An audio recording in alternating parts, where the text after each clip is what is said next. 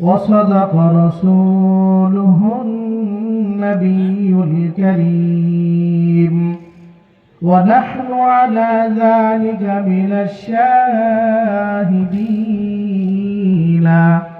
والشاكرين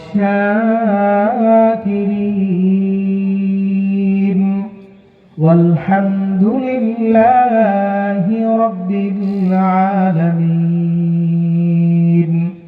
আমরা সকলে মুহাব্বতে দুরূদ ইব্রাহিম পড়ি। আল্লাহুম্মা সাল্লি আলা মুহাম্মাদিন ওয়া আলা আলি মুহাম্মাদ কামা সাল্লাইতা আলা ইব্রাহিম ওয়া আলা আলি ইব্রাহিম ইন্নাকা হামিদুম মাজিদ।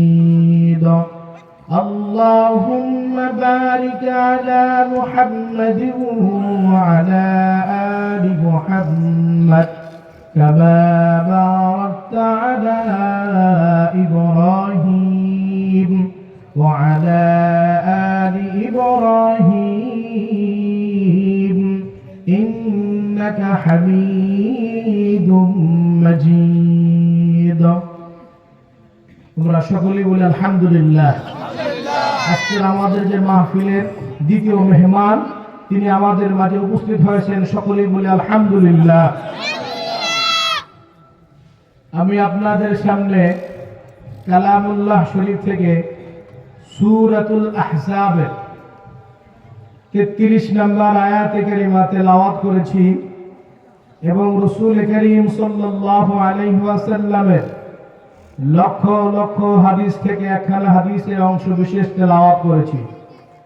আল্লাহ যদি তৌফিক দান করেন তেলাওয়াতকৃত আয়াত এবং তেলাওয়াতকৃত হাদিসকে সামনে নিয়ে সংক্ষিপ্ত আকারে আলোচনা হবে ইনশাআল্লাহ। অনেক ভাইয়ের প্রশ্ন, এই যে আলেম ওলামারা বিশেষ করে যারা দাওয়াত ও তাবলীগের নিসবতে এবং কওমি মাদ্রাসার নিসবতে যে সমস্ত আলেম ওলামারা চলাফেরা করেন, বয়ান করে থাকেন, এরা সকলেই দরুদ ইব্রাহিম পড়তে বলে। কি বলেন? এখন এই বিষয়ে অনেকেই বলে যে হুজুররা খালি এই দরুদ পড়ে, আর কোনো দরুদ পড়ে না। এখন খুব ভালো করে বুঝবেন, দরুদ হাদিসের কিতাবের মধ্যে অনেক আছে। দরুদে শিফা আছে, দরুদে নারী আছে, বিভিন্ন দরুদ আছে। এখন আল্লাহর নবী যেটা বলছেন সবচেয়ে আফজাল, সবচেয়ে উত্তম যেই দরুদ, ওই দরুদটা হলো দরুদে ইব্রাহিম। এখন আপনি আপনার বিয়ে বাড়িতে বেড়াইতে গেছেন অথবা আপনি আপনার শ্বশুর বাড়িতে বেড়াইতে গেছেন, যাওয়ার পরে শ্বশুর অথবা আপনার বিয়েই আপনার জন্য আয়োজন করেছে, পোলট্রির গোশতও আছে, দেশি মুরগিও আছে, গরুর গোশতও আছে, কথা বল আছে, সব আপনার জন্য আয়োজন করেছে। অথবা আপনি বিয়ে বাড়িতে গিয়েছেন, বিয়ে বাড়িতে যাওয়ার পরে আপনার বিয়েই আপনার জন্য আয়োজন করেছে, পোলট্রির গোশতও আছে, গরুর গোশতও আছে, খাসির গোশতও আছে। এখন কেউ যদি গরুর গোশত রাখিয়া, খাসির গোশত রাখিয়া পোলট্রির গোশত চায়, পোলট্রির গোশত খায়, এর দুইটা ব্যাখ্যা। কয়টা ব্যাখ্যা? তাকে কেউ, কোন ডাক্তার অথবা কোন কবিরাজ তাকে নিষেধ করেছে যে আপনি গরুর গোশত, খাসির গোশত খাইতে পারবেন না। এটা হলো একটা ব্যাখ্যা। দ্বিতীয় ব্যাখ্যা হলো সে অসুস্থ না, কোন ডাক্তার কবিরাজ তাকে খাইতে নিষেধ করে নাই, তারপরেও যদি কেউ খাসির গোশত, গরুর গোশত বাদ দিয়ে পোলট্রির গোশত খায়, পোলট্রির গোশত চায়, বুঝতে হবে তার রুচির মধ্যে সমস্যা আছে। ঠিক যারা দরুদ ইব্রাহিমকে বাদ দিয়ে, আমরা অস্বীকার করি না দরুদ আরো আছে, কিন্তু সবচাইতে আফজাল দরুদ, উত্তম দরুদ দরুদ ইব্রাহিম। এই দরুদকে বাদ দিয়ে যারা অন্য দরুদ সমাজে কায়েম করতে চায় তাদের দুইটা ব্যাখ্যা। একটা হইল সে অসুস্থ নয়, তার রুচির মধ্যে সমস্যা আছে। তৃতীয় কোনো ব্যাখ্যা নাই। যাই হোক, আনুষঙ্গিক কথা না অনানুষঙ্গিক কথা বললাম। আমার যে আয়াতে কারিমা আমি তেলাওয়াত করছি সূরাতুল আহজাবের 33 নম্বর আয়াত। কয় নম্বর আয়াত? আমরা সকলেই চাই আমার দেশ ভালো হোক, আমার সমাজ ভালো হোক, আমার রাষ্ট্র ভালো হোক, আমার গ্রাম ভালো হোক, আমার ফ্যামিলি ভালো হোক। সবাই চাই, চাই কি চাই না? এবং সবাই কল্যাণ চায়। সবাই কি চায়? কল্যাণ চায়। আমাদের দেশে একটা মন্ত্রণালয় আছে, কল্যাণ মন্ত্রণালয়, সমাজ কল্যাণ মন্ত্রণালয়। একটা মন্ত্রীও কথা বলে না। তো সবাই কল্যাণ চায়। আসলে কল্যাণ কোথায়? কথা বলে না। কল্যাণ কোথায়? কল্যাণ হলো ইসলামের ভিতরে। কল্যাণ সুবহান। কল্যাণ কোথায়? ইসলামের ভিতরে। শেখুল হাদিস আল্লামা আজিজুল হক রহমাতুল্লাহ আলাইহি ওয়াকিয়া শুনাইছেন আমাদেরকে। শেখুল হাদিস আল্লামা আজহার সাহেব রহমাতুল্লাহ আলাইহি তার জবান থেকে শ্রবণ করা একটা ঘটনা। পাকিস্তান থেকে এক পাঠান বন্ধু বাংলাদেশে আসছে। আসার পরে বন্ধু বন্ধুকে বলতেছে, ও মেরে দোস্ত, তোমারা মুল্ক মে কোই আচ্ছি ফল নেই? তোমাদের দেশে কোনো ভালো ফল নাই? এখন বলেন, সব ফল কি 12 মাস পাওয়া যায়? আর কথা বল, পাওয়া যায়? 12 মাস সব ফল পাওয়া যায় না, কিন্তু কিছু ফল 12 মাস পাওয়া যায়। এর মধ্যে কলা 12 মাস পাওয়া যায়। এখন যদি কেউ বলে, কোন বক্তা, আমাদের মেহমান যারা আসছেন, কেউ যদি বলে আমাকে লিচু দেন, সম্ভব? আর কোন সম্ভব? কিন্তু যদি 2 মাস পরে চায়, কিন্তু ডাব, নারকেল এটা আমাদের দেশে 12 মাস আছে। পাকিস্তানি পাঠান বন্ধুকে বাংলাদেশের বন্ধু একটা ডাব সুন্দর করে সামনে দিয়া বলছে, তুমি এটা খাও, আমি কাজ করে আসি। পাকিস্তানি পাঠান বন্ধু জীবনে ডাব দেখে নাই, জীবনে যে ডাব না খাইছে, ডাব সম্পর্কে তার ধারণা নাই। এ যখন পাইছে ডাবটা, ফলটা বড় না, ফলটা বড় দেখা বলতেছে, মেরে দোস্ত বহুত আচ্ছা, মেরে দোস্ত বহুত আচ্ছা। এটা ফল মনে করছে বড় ফল, সুন্দর করে কামড়ানো শুরু করছে। কামড়াইতে কামড়াইতে দাঁতের মারির অবস্থা কয়টা বাজছে? কথা বল না, 12টা বাজছে। এখন ঠোঁট ফাটা, মারি ফাটা, দাঁতের অবস্থা খারাপ। এখন আস্তে আস্তে সুলাইতে সুলাইতে মনে করছে একটা যেটা মূল নারকেল, এটা পাইছে, এটা ফালায় দিছে। এটা কি করছে? ফালায় দিছে। এখন ফালায় দেওয়ার পরে খুব রাগে অগ্নিশর্ম হয়া বসে আছে আর বলতেছে, মেরে দোস্ত মুঝে ধোকা দিয়া, আমার বন্ধু আমাকে ধোকা দিয়েছে। বন্ধু, বাংলাদেশি বন্ধু কাজ শেষ করে যখন চলে আসে, আসার পরে এবার বন্ধু যখন আসতেছে, সে তো রাগে ছায়া, সে অগ্নিশর্ম হয়ে আছে। বন্ধু যখন কাছাকাছি আসছে, বলতেছে, আরে ইয়ার তুই মুঝে ধোকা দিয়া, তুমি আমাকে ধোকা দিয়েছো। বাংলাদেশি বন্ধু বলতেছে, না আমি তোমাকে ধোকা দিইনি। কয় না, তুমি আমাকে ধোকা দিয়েছো। কয় দেখো না আমার অবস্থা কি? ঠোঁট দেখাইছে। কি দেখাইছে? ঠোঁট দেখাইছে, মারি দেখাইছে। এখন কয় নারকেল কো বিচি থামাই ফেক দো, ওটা বিচি ছিল, ফালাই দিছি। কই ফালাইছো? কই ফালাইছি। ওটা নিয়ে আসছে, নিয়ে এসে ডাক্তার সুন্দর করে একটা বাড়ি দিয়ে পানি দিছে। পানি খাইতে কেমন লাগে? কতক্ষণ না? এই পানি কে দিছেন? কতক্ষণ কে দিছেন? পানি যখন খাইছে, এখন কয় মেরে দোস্ত বহুত আচ্ছা, আমার বন্ধু খুব ভালো।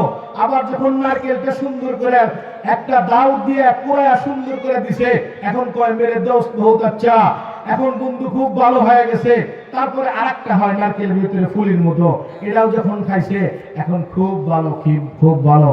শাইখুল হাদিস আল্লামা আজহার সাহেব রহমাতুল্লাহ আলাইহি বুঝাইতে চাইছেন, শান্তি ইসলামের বাইরে না, শান্তি ইসলামের ভিতরে। মজা নারকেলের বাইরে না, মজা নারকেলের ভিতরে। সবাই শান্তি চায়, ইসলামের বাইরে শান্তি নাই। আমি সূরাতুল আহজাবের 33 নম্বর আয়াতে কারিমা তেলাওয়াত করেছি। কোরআনে কারিমের ভিতরে এখানে মাদ্রাসার মাহফিল, অনেক ছাত্ররা আছে, উলামায়ে কেরাম আছেন। কোরআনে কারিমের ভিতরে কিছু আয়াত আছে যে আয়াতের অর্থ স্পষ্ট, আর কিছু আয়াত আছে অর্থ আছে ঠিক কিন্তু বুঝতে হলে ব্যাখ্যা দরকার হয়। আর কিছু আয়াত আছে যেটার অর্থ কোনো আলেমও জানে না। যেমন আলিফ লাম মিম, আলিফ লাম রা, হা মিম আইন সিন কাফ।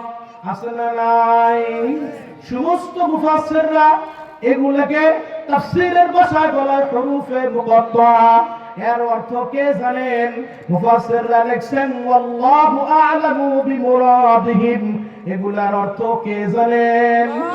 আল্লাহ কে জানেন। কেউ কেউ আবার বানায়া বানায়া মন গড়া তাফসীর করে। আলিফে আল্লাহ, লামে জিবরাইল, মিমে মুহাম্মাদুর রাসূলুল্লাহ সাল্লাল্লাহু আলাইহি ওয়াসাল্লাম। এরকম ব্যাখ্যা যারা করে, এটাকে আন্তাজে অর্থে যেটা করে, এটাকে বলা হয় তাওহীল। নিশ্চিত যে অর্থ, এটাকে বলা হয় তাফসীর। এটাকে বলা হয়, অনেকেই নামের শুরুতে এম এম লেখে কি লেখে না, এস এম এম লেখে কি লেখে না। বাংলায় ক খ গ গ এগুলার অর্থ নাই। ইংরেজিতে এ বি সি ডি অর্থ নাই। আরবিতে আলিফ বা তা সা জিম হা খ দাল এগুলারও কোনো অর্থ নাই। এগুলোকে বলা হয় বিক্ষিপ্ত অক্ষর। কিন্তু যখন নামের শুরুতে কেউ ব্যবহার করে, অনেক সময় দেখবেন নামের শুরুতে এটিএম লেখে। কতক্ষণ না এটিএম মুস্তাফা কামাল, এটিএম মুস্তাফা কামাল সে লেখে।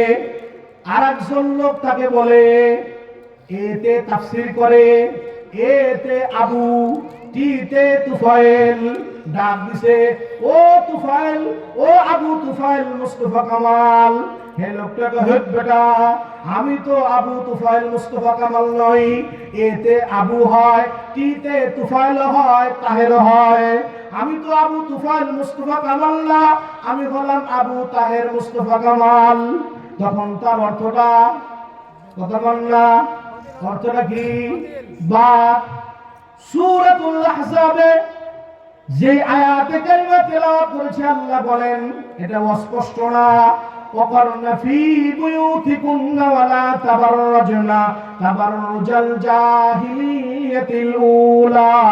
ও মুসলমানের নারীরা, ও নবীর বিবিরা, তোমরা ঘরের মধ্যে অবস্থান করো জাহিলিয়াত অসভ্য যুগের নারীদের মতো তোমরা বাইরে বের হয়ো না। এটা কি স্পষ্ট না অস্পষ্ট? কথা বল না। এই আয়াতের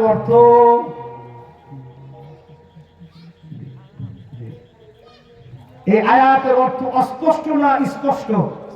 এখন না স্পষ্ট। তারপরেও কি আমাদের দেশের 95% মুসলমান আমরা যদিও দাবি করি, এই আয়াত মানে কয়জন? কথা বল না। আমরা এই আয়াত মানি না। যদি মানতাম তাহলে আমরা আমাদের পেট, আমাদের বুক, আমাদের পিঠ, আমাদের হাত, আমাদের চেহারা, মা বোনদেরকে আমরা এরকম বেহায়াপনা, এরকম অশ্লীলতার সমাজে বুরকা ছাড়া, পর্দা ছাড়া বের হইতে দিতাম না। আফগানিস্তানের নাম শুনছেন আপনারা? নাম শুনছেন? কয়েকদিন আগে ওই নাম কইতে অনেকে ভয় কইছে। কতক্ষণ না। আসলে জানেন, ইতিহাস সবসময় বিজয়ীদের পক্ষে। ইতিহাস সবসময় বিজয়ীদের পক্ষে। আফগানিস্তানে কিছুদিন আগে এক মন্ত্রীকে জিজ্ঞাসা করছে যে আপনারা কেন মেয়েদেরকে এমপি মন্ত্রী হইতে দেন না। তিনি একটা সুন্দর উত্তর দিয়েছেন, আমরা এমপি মন্ত্রী হইতে দিব কেন? তারা এমপি মন্ত্রী জন্ম দিবে। আর যত এমপি মন্ত্রী, যত বড় আল্লাহওয়ালা, যত বড় শাইখুল হাদিস, যত বড় বুজুর্গ, সব তো মায়ের পেটে থেকে হয়েছে। কথা বল না? হ্যাঁ, এজন্য আমার সময় বেশি নাই। আমি যে আয়াত তেলাওয়াত করছিলাম, হযরত আসলেই আমি ছেড়ে দিব। এজন্য আপনারা বিচলিত হয়েন না, আসবেন, আমি সাদাকাল্লাহ। কথা বলেন নাই? এখন আফগানিস্তানের একজন আমির ছিলেন, নাম হলো আমিরে দোস্ত মুহাম্মদ। নাম কি? আমিরে দোস্ত মুহাম্মদ। আমিরে দোস্ত মুহাম্মদ তার সন্তানকে পাঠাইছে যুদ্ধের ময়দানে। কোথায়? যুদ্ধের ময়দানে। যুদ্ধের ময়দানে যখন গেছে, 7 দিন পরে দূত বার্তাবাহক খবর দিছে আপনার সন্তান যুদ্ধের ময়দান থেকে পালায় গেছে। আপনারা বলেন, আমাদের সমাজে যখন ছেলে গাঞ্জা খায়, ইয়াবা খায়, হিরোইন খায়, বিভিন্ন অপকর্ম করে ধরা খায়,